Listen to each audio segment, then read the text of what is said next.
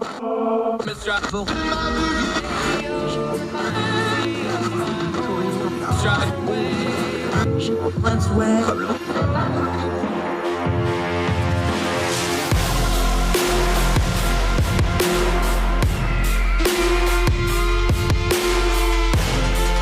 your host, Andrew Donaldson. This is Heard Tell. Heard Tell Show. It's a Wednesday, folks, halfway through the work week. Hope you're proceeding through it as well as you can be expected. It is August the 24th. It is the year of our Lord 2022, and it's Heard Tell Show. I'm Andrew Donaldson. Thank you so much for giving us the most precious thing you have, your time, and joining us as we continue to try to turn down the noise of the news cycle and get to the things that really matter. We do that because the most important thing we can do with information is discern the times we live in, not just reacting, not just shooting off tweets or yelling at the TV, actually figuring out what's going on so we can decide how best to react to it. A couple stories we want to turn down, a couple things that have been kind of loud. You might remember up in Michigan, the fellers who hatched a plot allegedly to kidnap Governor Gretchen Whitmer up in Michigan. And then the online folks got involved because there was a mistrial and there's been some accusations of FBI malfeasance and were they entrapped into it. Well, we've got a conviction now. We'll go through that story in just a little bit. Closing the program, we always try to do something uplifting or some good news. There's a program on college campuses in West Virginia involving the opioid crisis and recovery in a way of getting people some training for not only empathy and therapy training, but they're also going to start getting Narcan in the hands of more and more people and institutions, try to prevent overdose deaths. We'll talk about that at the end of the program. Our guest today, new face to the program, hasn't been on before. He will be back, though, because we had a great conversation. Charles Bradt from Young Voices. He's also a law student. We're going to talk about the filibuster. Now, we haven't heard a lot about the filibuster the last few weeks. Why is that? Well, it's because the Democratic Party managed to push through some legislation. Isn't that funny? Once they actually did their job, they didn't want to talk about revoking the filibuster all of a sudden.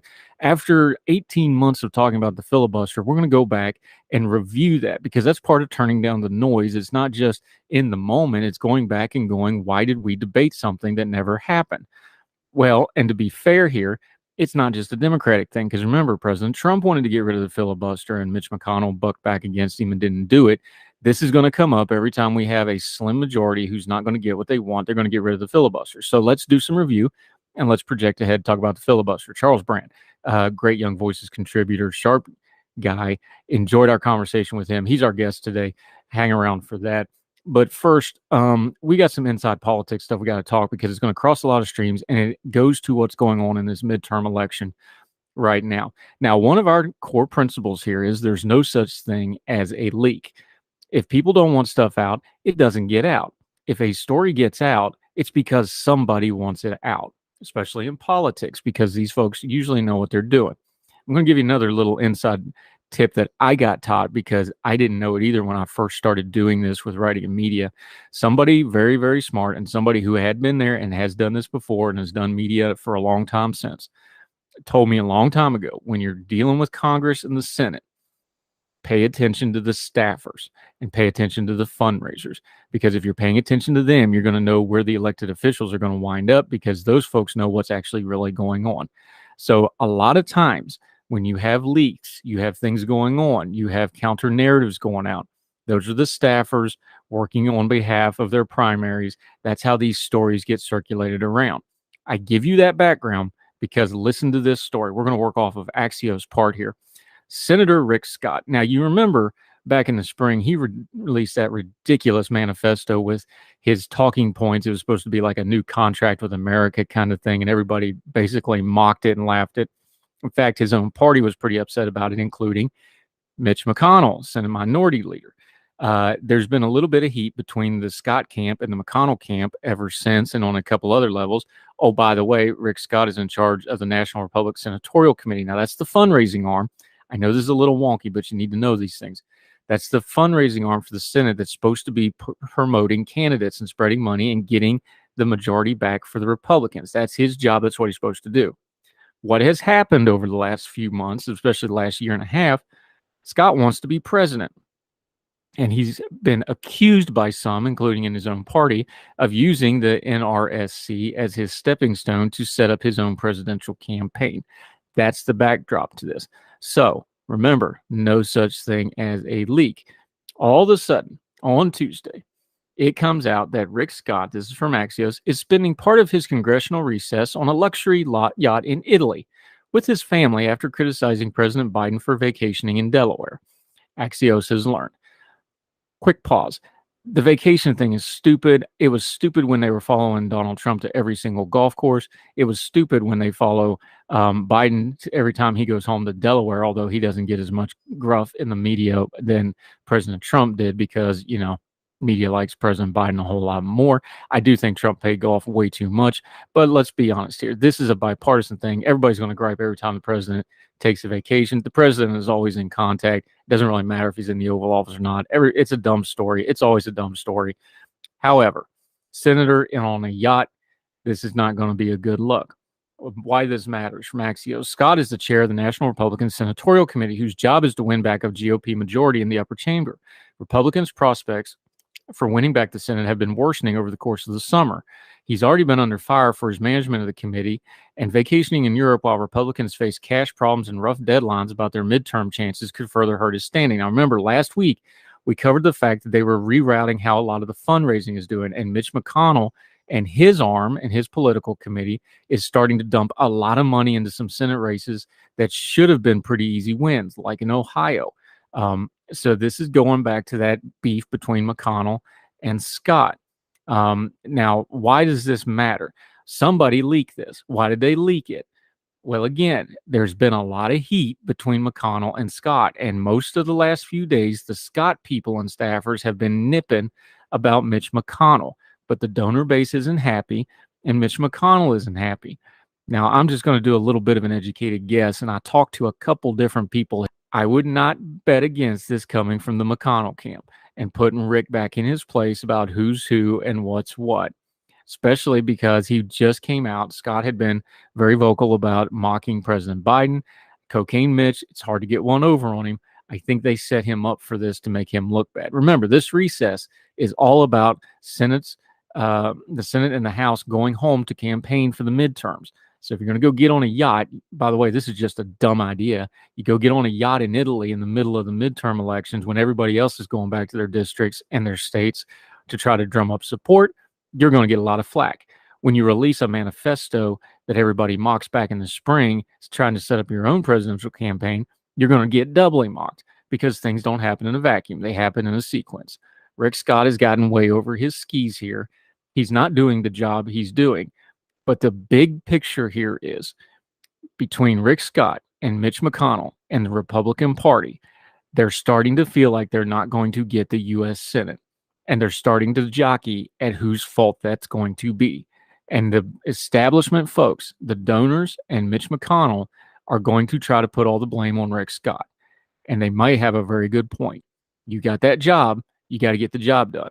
And if you're going to run for president and you don't do the job you're currently having, that makes you look bad, really bad. So, Rick Scott, you're on a boat in more ways than one because your own party isn't real happy with you and you're not doing the job you were assigned to. And if the Democrats take an outright majority in the Senate, it sure looks like Rick Scott's going to be the guy that's going to get blamed for a lot of that. More Hertel right after this.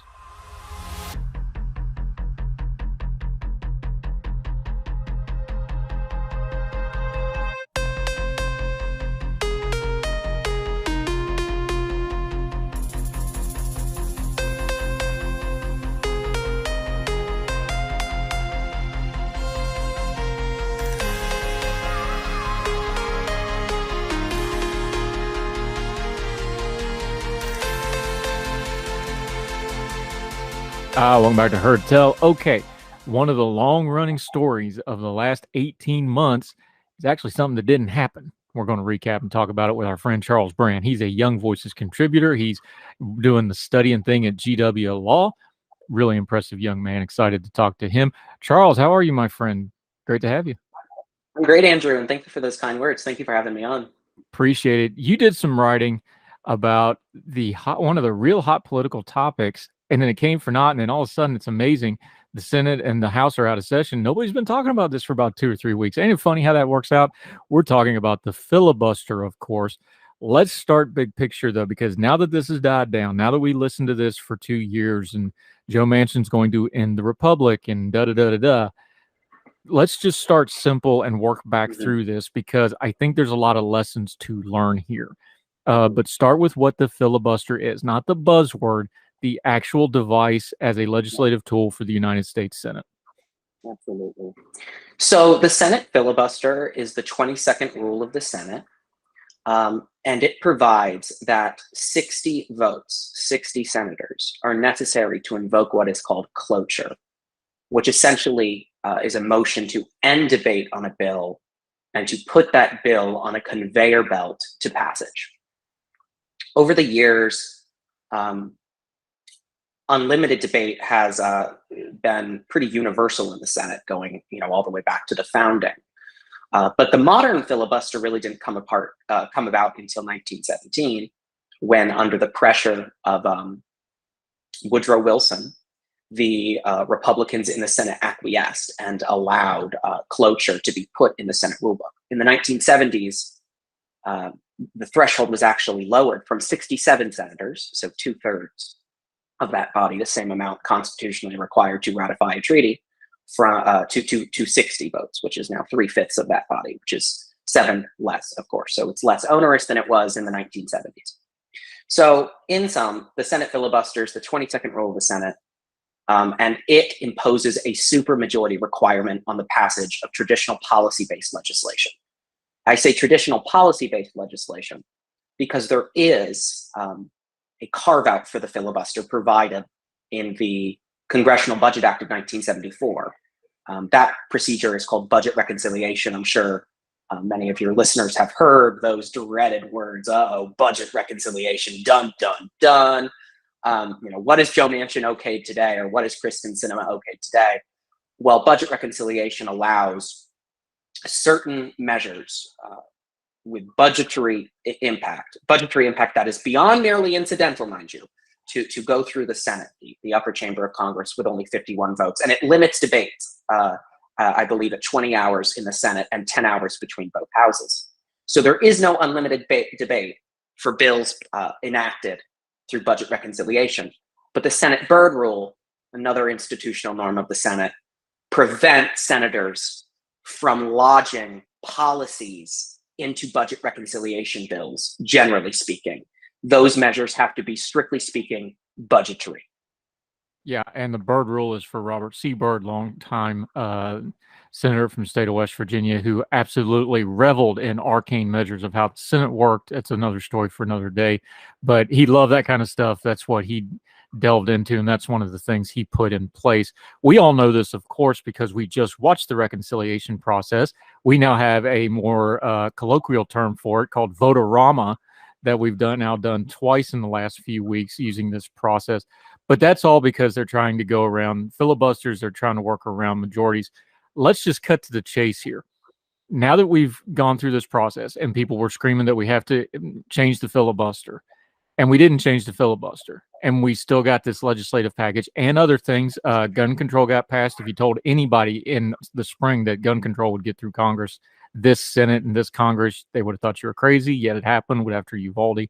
They got the Inflation Reduction Act, Build Back Manchin, whatever you want to call it. They got that through. Here was my problem all along with filibuster, and it wouldn't have mattered. The Democrats are nominally in power, but they have a split Senate, so not really. Was there any version of get rid of the filibuster that doesn't start when either side proposes it with my side isn't getting our way, let's get rid of this? Short answer, no, absolutely not. In fact, I might go so far as to say that an exception to the filibuster, or a carve out to the filibuster, is a mischaracterization. In truth, we're one side of the aisle to ditch the Senate filibuster, which only requires 51 votes, mind you. So a simple majority of the Senate can modify the Senate rulebook. It's called the nuclear option, and for good reason. The Senate filibuster, looking at recent history, look at Donald Trump's presidency. I believe at one point he threatened pulling the nuclear trigger and nuking the filibuster to get funding for his border wall. It was something like that. Luckily, Mitch McConnell refused to acquiesce in that demand, and so Trump didn't get his funds for the border wall, or at least not the perhaps constitutionally proper way. If we look at Joe Biden's presidency and all the times that Joe Biden has inched toward nuking the filibuster, or his congressional Democrats have advocated for the nuclear option, it's been when Republicans have signaled that they're not going to sign on to a partisan legislative ambition. Back last year, it was voting rights. Democrats had the ambition to enact H.R. 1, which would have nationalized voting laws across the country and provided for certain basic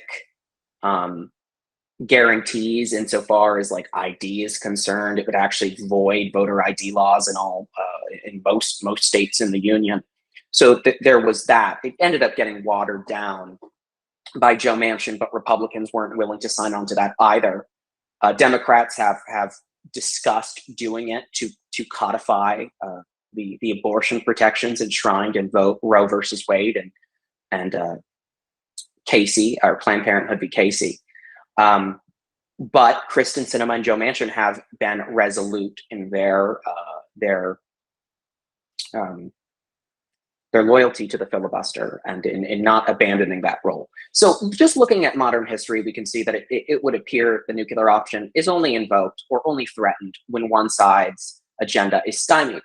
But it's more complicated. If we go back to 2013, we can actually see that Harry Reid started this nuking process, so to speak, when Republicans in the Senate were filibustering all of President Obama's judicial appointees.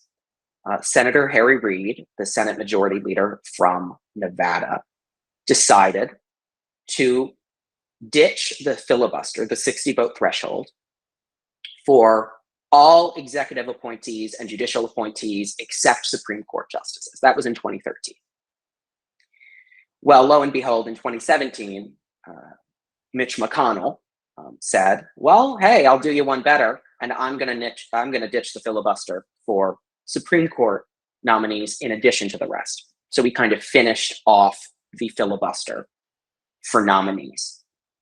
And now we have 3 appointees from appointed by Donald Trump, all of whom voted to overturn Roe v. Wade in June in the Dobbs decision. Interesting, huh? That Harry Reid's decision in 2013, in my view, is somewhat responsible for our current court composition. And I think responsible for some of the decisions they've handed down this term, which has been groundbreaking for the conservative legal movement in more ways than one.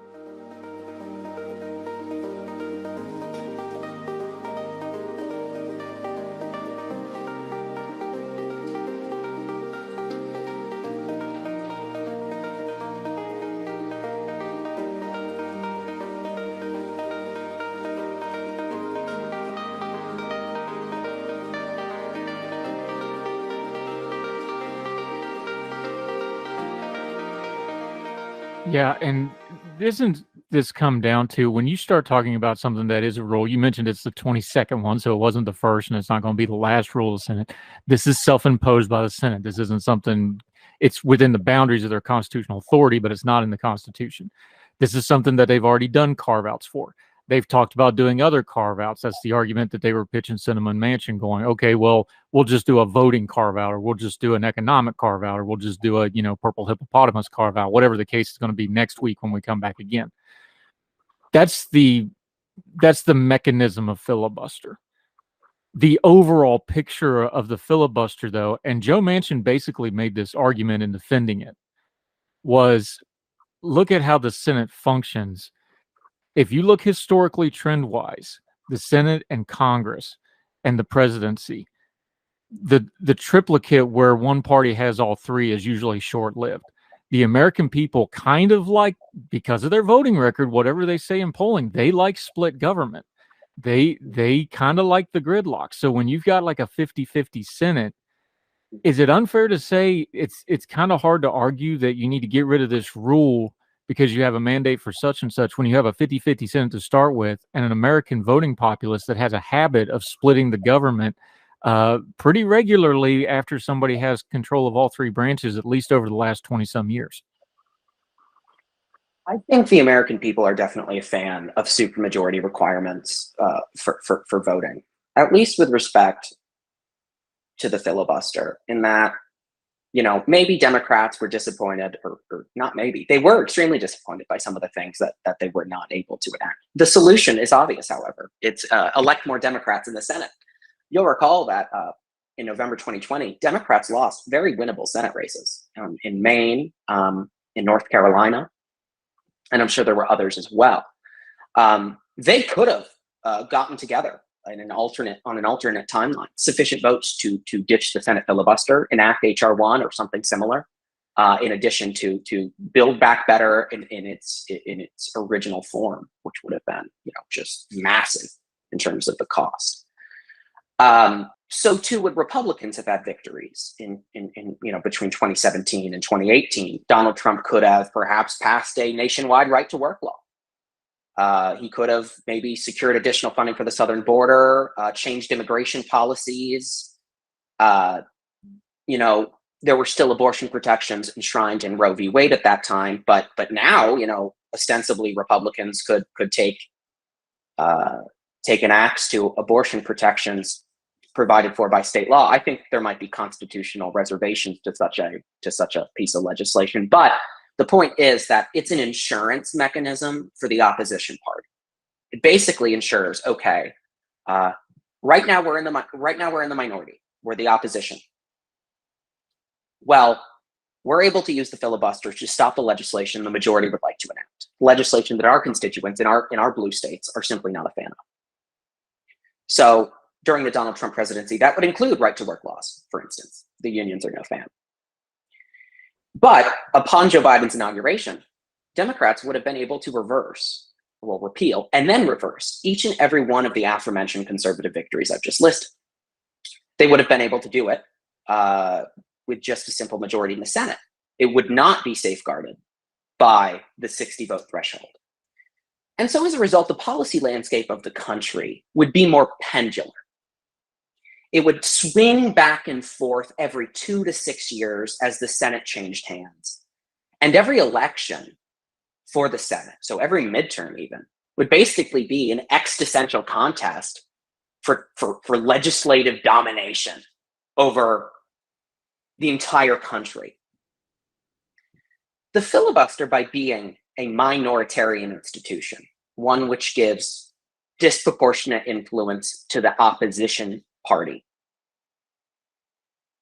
serves the constitutional function that our framers envisioned. Alexander Hamilton imagined the Senate as the kind of deliberative cooling saucer of national politics. I think where bad ideas would go to die and good ideas would go to get better, to become sharpened before being promulgated nationwide. So I think it's an insurance policy of sorts for the minority party, the opposition, currently the Republicans. Imagine how unhappy they would be had Mitch McConnell buckled under the pressure from President Trump. They would be, I would imagine, despondent as we speak, as Democrats would have been in 2017, 2018. But notice how in each situation, nuking the filibuster makes one half of the country extremely unhappy, and I think feel extremely unstable insofar as their policy expectations are concerned. Yeah. Talking to Charles Bradt, our friend, we're going to continue to talk about the filibuster. We're going to get into the politics of it. We talked about the legal ramifications. We talked about the policies of it. We're going to talk about the politics a little bit more. He's got a piece out in American Thinker about the filibuster. Going to continue to talk to Charles Bradt on Heard Tell right after this.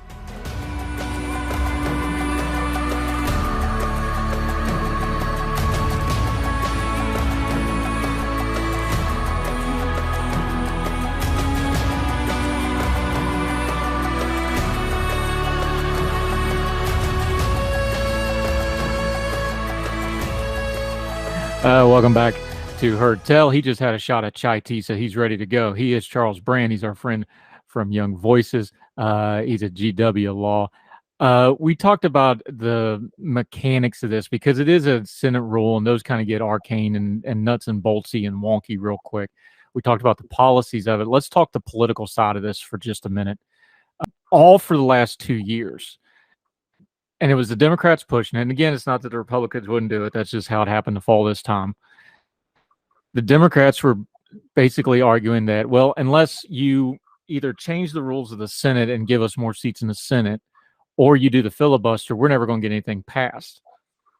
Well, now we got some data. They got plenty of stuff passed. They actually had a pretty, the supporters of President Biden are having a pretty good run of going, well, look at all the stuff we've accomplished legislatively.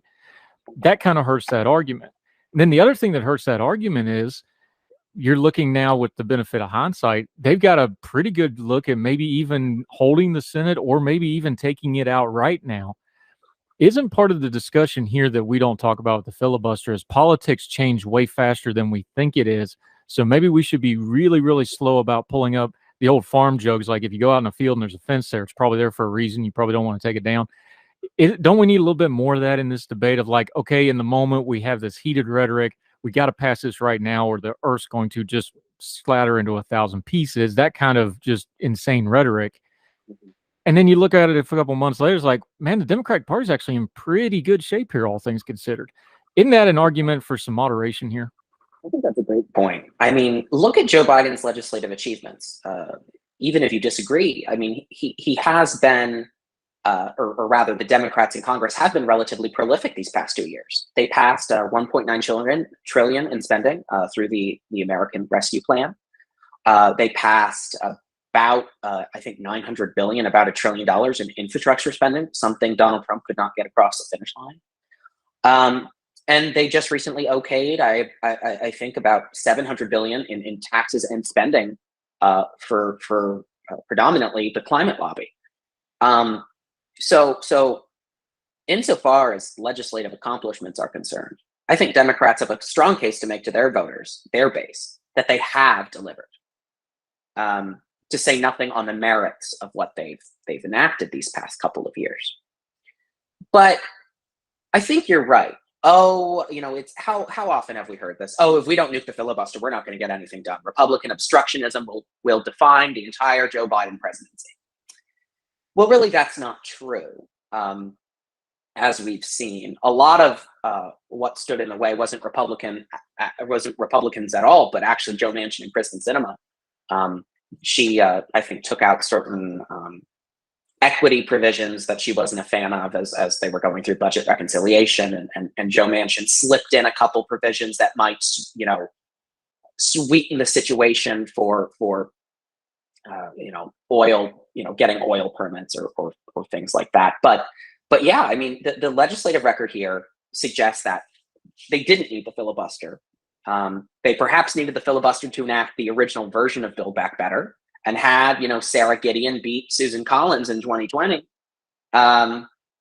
we might be having a very different conversation right now. But she didn't. She didn't. And Joe Manchin and Kristen Sinema, both of whom represent, relatively conservative states, calculated that it simply wasn't worth it, perhaps for political reasons, but also, I think, for institutional reasons.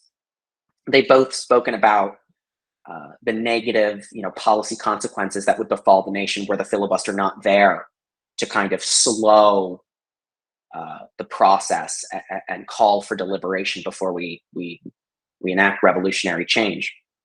About a month ago, and the news hook for my piece with American Thinker was that Democrats were in front of the Supreme Court, again, calling for the elimination of the filibuster.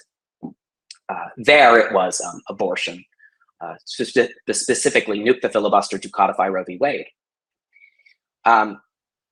What's somewhat short-sighted about that, proposal is that it's not even, constitutionally certain that the federal government could regulate abortion if it wanted to. Prior to Roe, the hook was the 14th Amendment, which allows the federal government to enforce certain fundamental liberties against the state governments. With that gone, there's really no independent basis for the federal government to regulate abortion or to provide access therefore, unless maybe it's the Commerce Clause. But that aside, what you see is a lot of screaming, a lot of our priorities are the most important and we need to pass them now. There's very little pondering of the long-term consequences. And when I say long-term, I mean like more than 2 weeks. You mentioned that Republicans, or excuse me, that Democrats could hold on to the Senate or perhaps expand their majority and actually take their nominal majority to an actual majority. I think the polling suggests that that's totally possible. Some of these polls coming out of Pennsylvania and Arizona are just seem pretty brutal. Pennsylvania especially. It's equally likely, I think, Republicans could take the chamber. And Republicans could take the House. And though Joe Biden would be there to veto legislation enacted by a Republican Congress, in 2024, that might very well not be the case. And this goes back to what I was saying before, where we'd have very pendular policies, which wouldn't be good for the country. It wouldn't be good for taxpayers. It wouldn't be good for any person just planning their activity in the national economy. It's good to know, what the law actually says. With no filibuster, I imagine you'd have this very pendular effect going back and forth between a liberal America and a conservative America. But the politics of it, in short, are very myopic. They're concerned with shoving policies the opposition despises down the opposition's throat. They're not so much concerned with the long-term growth, prosperity, and stability of our nation. Yeah, and I think Charles Brandt joining us, part of this is, and we've been beating up on the Democrats a little bit because we've been listening to them howl about it for the last 18 months. Let's not be myopic ourselves. Let's remember, and you touched on it in your piece, it was President Trump that for the better part of almost 3 years straight was howling at Mitch McConnell and them to get rid of the filibuster, to push through all his stuff. McConnell resisted that. This is always going to be a bipartisan thing where whoever's in power, and they don't have 60 votes, because I don't know that we'll get to that threshold anytime soon, at least probably the next few election cycles, certainly. If you're not going to have a large majority in the Senate, that party that has the majority but not enough of a majority is going to howl about this, and they're going to want to reach for that tool. What's the institutional argument besides the partisanship, besides the I just want to do this? And you've touched on it a little bit, but just to define it down for us, what's the institutional argument of, hey, we have this rule specifically because there aren't big majorities right now in our current election cycles, and y'all going to have to work together a little bit here. I know everybody hates that bipartisan word, but that's pretty much what you're getting when you enforce the rules put in place. Dare I say it, for all the banging I do on the U.S. Senate as being somewhat of a clown show from time to time, like Votorama last weekend when it was, maybe the senators that put these rules in might have known what they were doing. So at our core, our country is a union of 50 semi-sovereign republics. In his famous dissent from a case decided in the early 1900s called Lochner, Justice Oliver Wendell Holmes expressed that the Constitution was designed for people of many different viewpoints, for people of many different backgrounds, for people of many different ideologies. Those ideologies manifest themselves in the policies of the state governments. California is very different from Texas, which is very different from Ohio, which is very different from Vermont.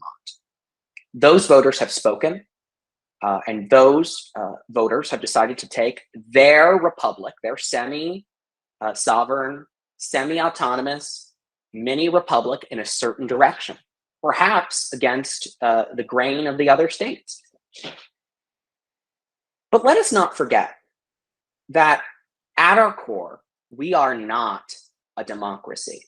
We are a republic. We're a democratic republic, a constitutional republic, but a republic.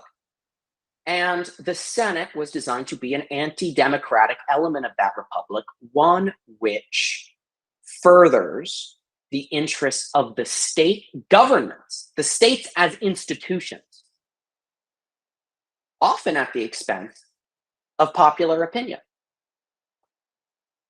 When one half of the country, or rather, were one half of the country able, on the thinnest of margins, to scarf policies down the other half of the country's throat, I think it would breed a lot of partisan rancor in our politics, more than we even see today. You would have big states teaming up on small states like Wyoming, like Vermont, like New Hampshire, like Rhode Island, like Alaska.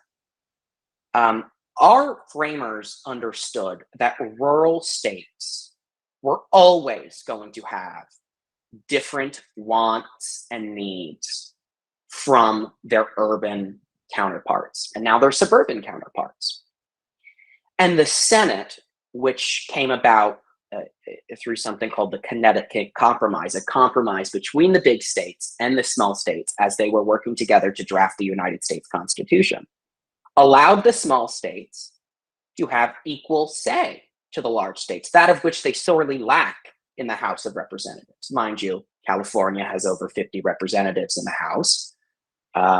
Itty-bitty Alaska has one. So the Senate, in general, was a means of ensuring equality among the states.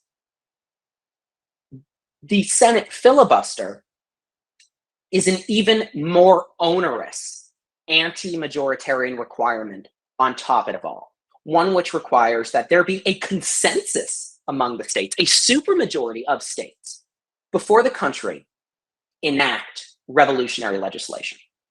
I want to talk for a minute about the Civil Rights Act of 1964.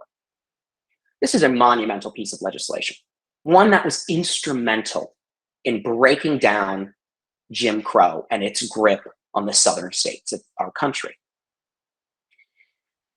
But let's not forget that Brown versus Board of Education actually already required the states to desegregate with, quote, all deliberate speed, whatever that means.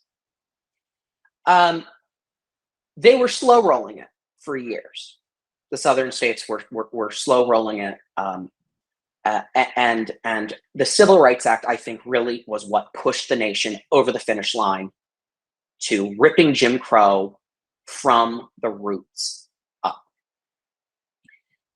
By having to surmount a filibuster of Southern senators and getting, I think, over 70 votes in the Senate, the Civil Rights Act of 1964 was furnished with a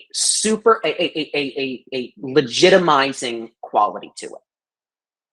And what I mean to say is, because the South was able to air its grievances for extended periods of time on the floor of the Senate, but the majority was relentless and was able to cobble together the votes to get the Civil Rights Act across the finish line and to President Johnson's death, the South, I think, was forced to contend with this legitimizing force of a supermajority. There's this scholar named Keith Whittington who has this kind of supermajority theory of constitutional legitimacy. The idea is that the Constitution is legitimate because it required a supermajority to come into law, a supermajority of our polity to enact it, to enshrine it as the fundamental law of the land.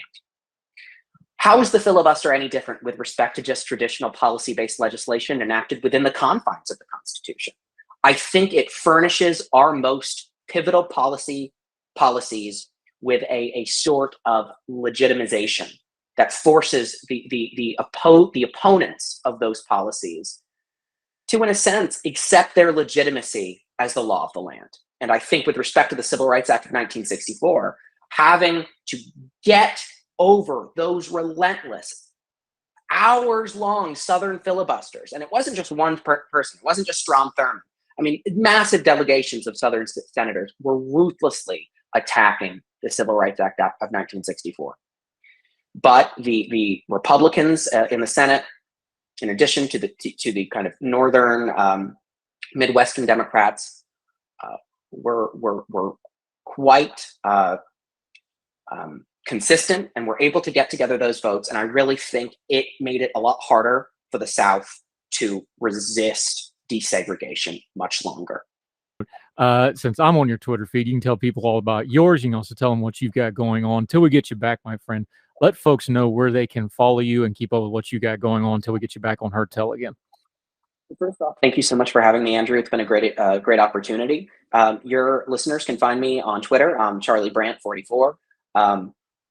And you can also look out for my most recent piece in the Federalist if you have that subscription. It's about the Democrats' most recent plan to put term limits on Supreme Court justices.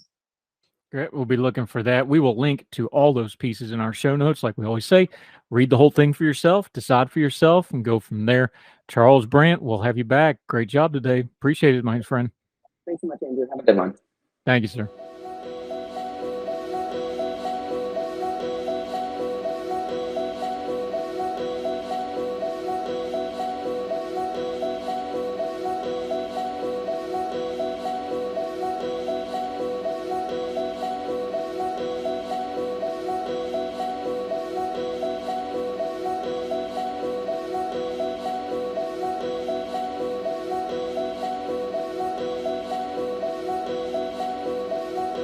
Welcome back to Heard Tell. Hey, remember that crazy thing up in Michigan where the folks apparently had this wackadoo idea to kidnap Governor Gretchen Whitmer? Hey, remember that thing up in Michigan a while back where the four guys were apparently going to kidnap Gretchen Whitmer, the governor of Michigan, and they got arrested for it, and then they had a trial about it, and two of the defendants pled guilty, and then there was the other trial that wound up in a mistrial, and it came out a lot of stuff about how the FBI did not handle this investigation by the book. There was some malfeasance on the parts of some of the agents. There was a couple of really loud things online about this whole thing was an entrapment and the people were completely innocent and da-da-da-da-da. We have some resolution on this case. Let's go to CNN. A federal jury on Tuesday found two men guilty of conspiring to kidnap Michigan Governor Gretchen Whitmer back in 2020. Adam Fox and Barry Croft face a maximum sentence of life in prison for kidnapping conspiracy convictions. They were also convicted on one count of conspiracy to use weapons of mass destruction. Their first trial ended in a mistrial. Prosecutors alleged that Fox was the ringleader of a plot to kidnap the Democratic governor from her summer home, and Croft was part of the plan and practiced detonating explosives in preparation. Now, online, folks on the right got real twisted up about this because of the anti-FBI narrative right now. Now, if you want to say there's corruption in the FBI, absolutely. Are there bad rogue FBI agents? Sure are. We got plenty of evidence of that. But you got to check yourself up on the idea that the entirety of the FBI is just running around hunting down people on the right wing. That's not reality. When it happens, we should call it out and fight back against it. But that's not the whole point of the FBI. Twitter ain't real life. And just because you're only seeing some stories on Twitter, that's not everything. Here's the problem with this. And it goes to the same defense with a lot of the January 6 guys that, oh, they've been mistreated and, oh, they're being railroaded. And, oh, hold on a second. If you go and read through the stuff on this trial, and we'll link to it, go read it yourself. Like we always say, don't take my word for it. It's really easy to not build bombs in your backyard. It's really easy not to spout violent rhetoric online. And although that's not a crime in and of itself, it certainly gets the spotlight on you. And as far as being lured goes, yes, I think a few of these FBI agents have some stuff to answer for, and they should, and hopefully they will. And if they're not, that's a miscarriage of justice too. But as far as being lured, there's no part of, hey, let's go kidnap the governor, where you don't just say, no, we don't kidnap people, or no, we're not going to build bombs, and no, we're not going to practice in tac gear to go attack a sitting government official and laugh about it online, that you couldn't just say no and step away from it. They may not be fully guilty of everything they alleged here. They sure aren't innocent. Now, hopefully that gets taken into account and the justice system does what it's supposed to do. You want to argue it doesn't? Fine. But let's not act like these were babes in the wood acting innocently here. They were not. The FBI needs to answer for how they handled them things, but slow down on the conspiracy theories, because you didn't get lured into a conspiracy to kidnap somebody because all you had to do was go, I absolutely am not going to kidnap the governor. See how easy that was? I just did it. Watch, I'll do it again. I'm absolutely not going to participate in a plot to kidnap the governor. So you don't have to go along with it or get lured to it. Just say no. Like the old drug shirts. More Heard Tell right after this.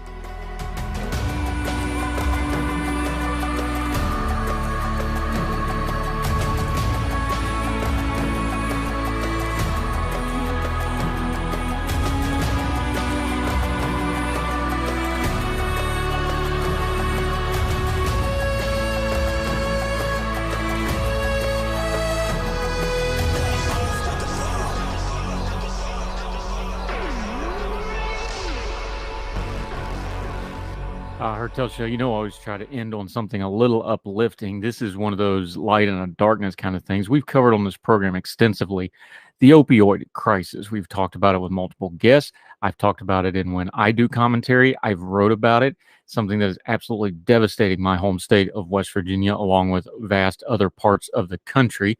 This is from WSAZ, that's News Channel 3 out of Charleston, Huntington, West Virginia. This is out of Charleston, though. The Special West Virginia Drug Intervention Institute and the West Virginia Collegiate Recovery Network has partnered with the SAFE Project to provide education to college students, staff, and faculty regarding on how to be a recovery-friendly campus. This online training course is offered as part of a joint West Virginia DII and WVCRN initiative called Be the One, designed to reduce the opioid overdoses on college campuses and encourage recovery-friendly and supportive campus environments. Though this asynchronous, that's a really big word, and I can't say it. It's like synchrononious, but anchor-synchrononious, like all together. Maybe I should have done more community college. Recovery ally training. Students, staff, and faculty on the West Virginia college campuses can engage in this newly developed online training to learn about how to support individuals in recovery. This, of course, offers learners the ability to gain insight on important topics such as abusive disorder, different recovery pathways, stigma, and allyship. It's free training and can be completed 100% online. Susie Mullins, the project coordinator for WVCRN, anticipates this education will encourage open discussion for individuals seeking recovery resources. Quote, "We hope this course will help people understand how stigma can prevent individuals from accessing services and entering recovery. Increased understanding and empathy are both action steps we can all take to make an impact in our families and communities. As someone who's worked in higher education and student affairs for over 25 years, I've personally witnessed how stigma regarding substance abuse and recovery can detrimentally impact students' learning and success. This training is an essential component of becoming a recovery-friendly campus community," explained Dr. Susan Bassetta, the Institute president. The Recovery Ally Training is one of the many initiatives to support on college campuses. This program complements our medication safely training for college students, Smart Prescription University, by moving beyond prevention of substance abuse to supporting students in the actual recovery, Bassett said. Two organizations have also worked together to provide college campuses throughout West Virginia with emergency opioid response boxes. These boxes provide access to the overdose reversal drug Narcan, along with real-time video instructions for overdose response. Those interested, there'll be a link in here. There's a training coordinator that they can contact. Good program, good idea. Also, that distribution of Narcan, there's another story that we're working on. We're going to touch on it when we get a little more details about getting more Narcan in more people's hands in the public so that if they come across an overdose, they've got the Narcan on hand to deal with it. Now, this also goes to another problem is these new synthetic strains of fentanyl that are coming out and some of these other issues. They're showing resistance to Narcan. That's going to be another big problem for another day. But as for right now, pretty good program, pretty cool. That'll do it for Hertel. Reach out to us. We've done whole segments and shows just based on your feedback and what you asked or what you wanted covered. And we've done it. HertelShow@gmail.com. Hertel Show on the Twitter. Love to hear from you. Make sure you're subscribing. Make sure you're sharing us. That's all we do for advertising, word of mouth, and our own social media, growing in leaps and bounds. We really appreciate all the support you give us. As long as you're listening, we'll keep doing it. Because it's kind of hard to do a show like this when nobody's listening because there's no point. It's a partnership, and you are the important part of this because you give us the most important thing you have, your time, and we're never going to disrespect it. We're never going to take it for granted. So till we see you again on Heard Tell, or you hear us on the podcast, or however you're joining us across the street or around the world, we hope you and yours are well. We hope you are well fed, and we'll talk to you again real soon for more Heard Tell. All the music on Hertel is provided under a Creative Content license from monstercat.com.